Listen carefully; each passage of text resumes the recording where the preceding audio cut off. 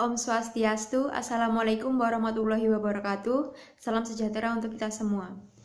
Kami dari kelompok 8 yang beranggotakan Kadek Bintang Sasana dengan NIM 20170411557, kemudian Komang Nova Wulandari dengan NIM 20170411181, dan saya Aulia Maulidah dengan NIM 20170411091.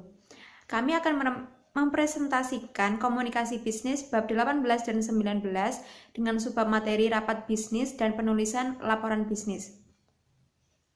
Materi pertama akan dibacakan oleh teman saya Kadek Bintang Sasana. Dipersilahkan. Pengertian rapat bisnis. Menurut Purwanto, rapat bisnis didefinisikan sebagai bentuk pertemuan dua orang atau lebih di suatu tempat, baik di dalam maupun di luar kantor, untuk membahas hal-hal yang berkaitan dengan kegiatan bisnis. Pada dasarnya, istilah rapat tentu bukanlah hal yang asing dalam dunia bisnis maupun non-bisnis, baik yang berskala kecil, menengah maupun besar. Rapat yang mereka selenggarakan pada umumnya melibatkan dua orang atau lebih untuk membahas sesuatu.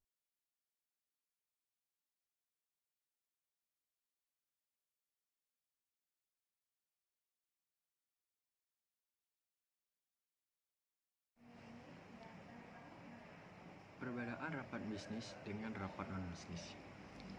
Rapat bisnis 1. Jika dilihat dari sisi formalitasnya, rapat bisnis merupakan jenis rapat yang penyelenggaraannya formal. 2. Dalam dunia bisnis, rapat bisnis tentu orientasi atau tujuannya adalah bisnis, yaitu untuk memperoleh keuntungan atau laba. Rapat non-bisnis 1. Jika dilihat dari sisi formalitasnya, rapat non-bisnis merupakan jenis rapat yang penyelenggaraannya terkadang formal dan tidak formal. 2. Rapat non-bisnis berorientasi bukan pada bisnis, misalnya untuk tujuan sosial masyarakat, peningkatan pelayanan kesehatan, dan pendidikan.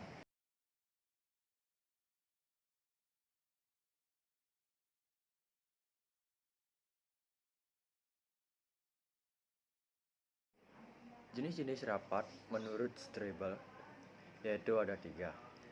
Rapat informasional, rapat motivasional, rapat partisipatif. Rapat informasional adalah rapat yang diadakan oleh dua orang atau lebih untuk menyampaikan informasi tertentu kepada para peserta rapat. Informasi yang disampaikan harus jelas, ringkas, menarik, dan tidak bertele-tele. Rapat motivasional merupakan suatu pertemuan antara dua orang atau lebih di suatu tempat untuk memotivasi para peserta rapat dalam melakukan sesuatu. Rapat partisipatif merupakan rapat dengan memperhatikan pendapat peserta rapat. Salah satu bentuk partisipasi yang dapat dilakukan peserta rapat bisnis ini adalah kemampuan untuk mendengarkan dengan baik.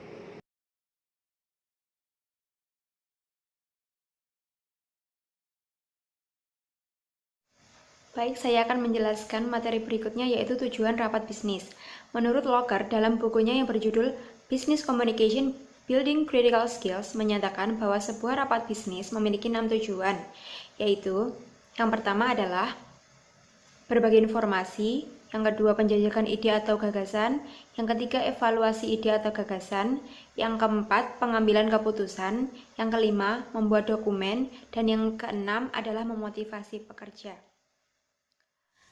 Materi berikutnya adalah pelaksanaan rapat bisnis. Efektivitas sebuah rapat bisnis sangat ditentukan oleh 3 komponen penting, yaitu kesiapan panitia pelaksana, kesiapan narasumber, dan kesiapan para peserta dalam mengikuti kegiatan rapat bisnis.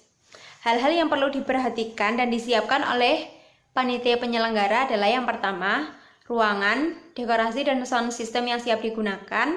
Yang kedua, semua panitia siap melakukan tugasnya dan hadir lebih awal. Yang ketiga, panitia melakukan registrasi peserta. Yang keempat, semua fasilitas seperti meja, kursi, laptop, LCD proyektor, flip cards, dan konsumsi telah disediakan.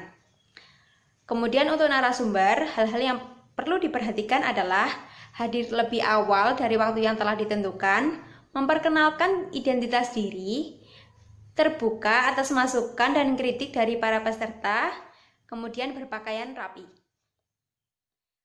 Kemudian untuk para peserta, hal-hal yang perlu diperhatikan antara lain, semua peserta hadir tepat waktu dan melakukan registrasi peserta, menghargai pendapat serta pandangan orang lain, bertanya sesuai dengan topik yang dibahas dan pada poin yang dituju,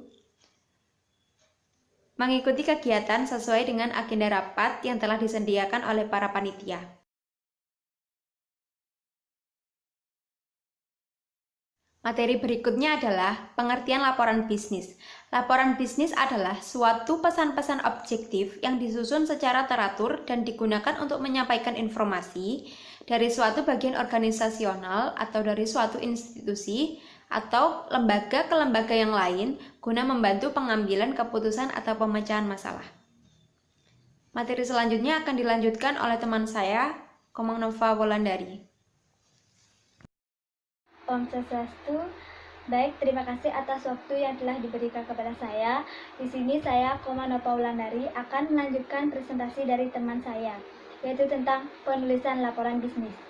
Adapun fungsi penulisan laporan pesan bisnis, yaitu yang pertama, untuk memantau dan mengendalikan operasi perusahaan. Yang kedua, untuk membantu mengimplementasikan prosedur yang telah ditetapkan oleh perusahaan. Yang ketiga, untuk memenuhi persyaratan hukum dan peraturan yang berlaku bagi perusahaan. Yang keempat, untuk mendokumentasikan prestasi kerja yang diperlukan, baik untuk keperluan internal maupun eksternal perusahaan. Yang kelima, untuk menganalisis informasi dan memberikan masukan bagi pengambilan keputusan atas isu tertentu. Dan yang terakhir, untuk memperoleh sumber pendanaan atau membuka bisnis baru. Penggolongan laporan bisnis. Penggolongan laporan bisnis dibagi menjadi 5, yaitu yang pertama, laporan menurut fungsinya. Yang kedua, laporan menurut subjeknya. Yang ketiga, laporan menurut formalitasnya. Yang keempat, laporan menurut frekuensinya. Dan yang kelima, laporan menurut keasliannya.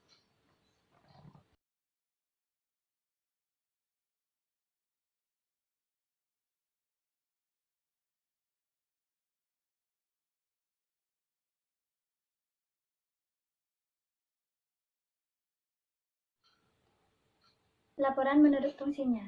Jenis laporan ini terdiri dari laporan informasional dan laporan analitis.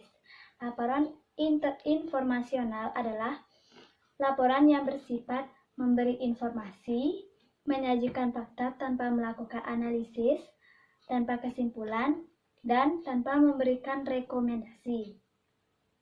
Sedangkan laporan analitis adalah laporan yang menyajikan fakta, menganalisis, dan menginterpretasikannya, kemudian menyimpulkan dan memberi rekomendasi. Contoh dari laporan ini adalah laporan kemajuan pekerjaan, laporan rekomendasi, dan laporan proposal. Yang kedua yaitu ada laporan menurut subjeknya. Jenis laporan ini didasarkan menurut departemen atau unit tempat laporan itu diperoleh.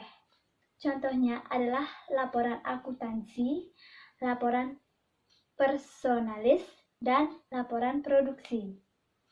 Yang ketiga yaitu ada laporan menurut formalitasnya. Jenis laporan ini dibedakan atas laporan formal atau laporan panjang di mana pada umumnya lebih dari 10 halaman dan laporan non-formal biasanya berupa laporan singkat. Yang keempat yaitu ada laporan menurut frekuensinya. Jenis laporan ini terdiri dari laporan berkala dan laporan khusus. Laporan berkala yaitu laporan yang disusun secara harian, mingguan, bulanan, semesteran, dan tahunan. Contohnya adalah laporan penjualan harian. Sedangkan laporan khusus merupakan laporan atas suatu kejadian yang unik atau khusus seperti munculnya krisis dalam suatu perusahaan. Yang kelima yaitu ada laporan menurut keasliannya. Jenis laporan ini terdiri dari laporan otoritas, laporan sukarela, laporan swasta, dan laporan publik. Laporan otoritas adalah laporan yang dibuat atas pemerintah atau kuasa dari orang lain. Laporan sukarela adalah laporan yang disusun atas inisiatif dari pembuatan laporan itu sendiri. Laporan swasta adalah laporan yang dibuat oleh organisasi atau perusahaan swasta. Dan yang terakhir yaitu ada laporan publik, adalah laporan yang disusun oleh lembaga atau organisasi pemerintah atau juga lembaga yang dibiayai oleh negara.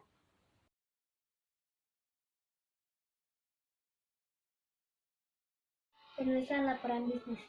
Adapun bagian-bagian dari penulisan laporan bisnis, yaitu yang pertama ada pendahuluan, yang kedua ada teks atau isi laporan, dan yang ketiga ada penutup.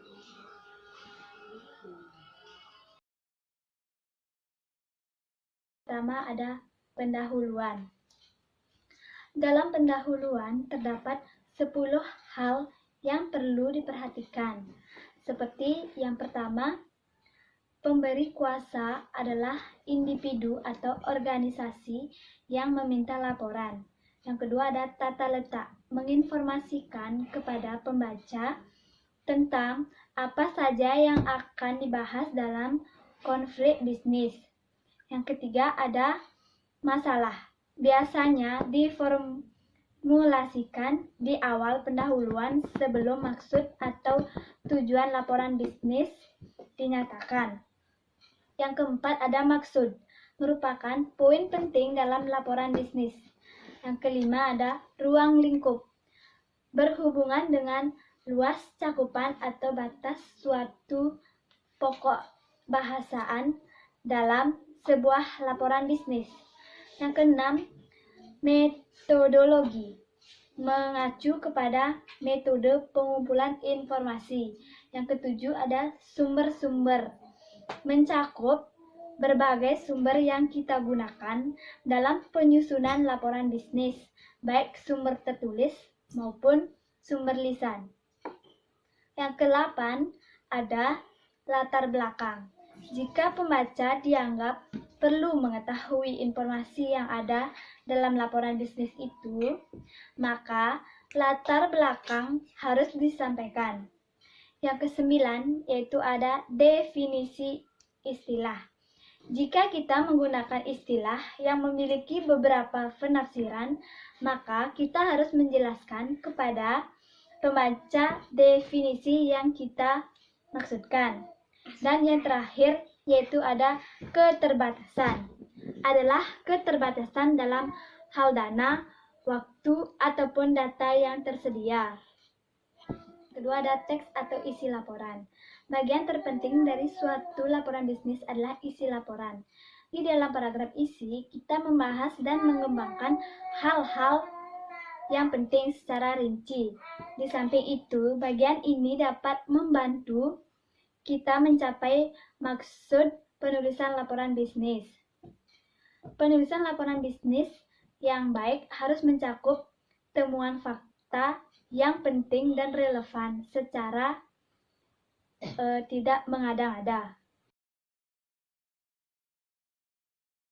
Yang ketiga yaitu ada penutup. Bagian penutup berfungsi untuk merangkum laporan secara menyeluruh dan untuk laporan analitis juga mengambil kesimpulan dan memberikan rekomendasi. Oleh karena itu, dalam laporan informasional, bagian penutup ini dinamakan rangkuman. Sedangkan pada laporan analitis disebut kesimpulan dan rekomendasi. Hal-hal yang dipertimbangkan dalam bagian penutup adalah rangkuman, kesimpulan, rekomendasi, dan rencana tindakan.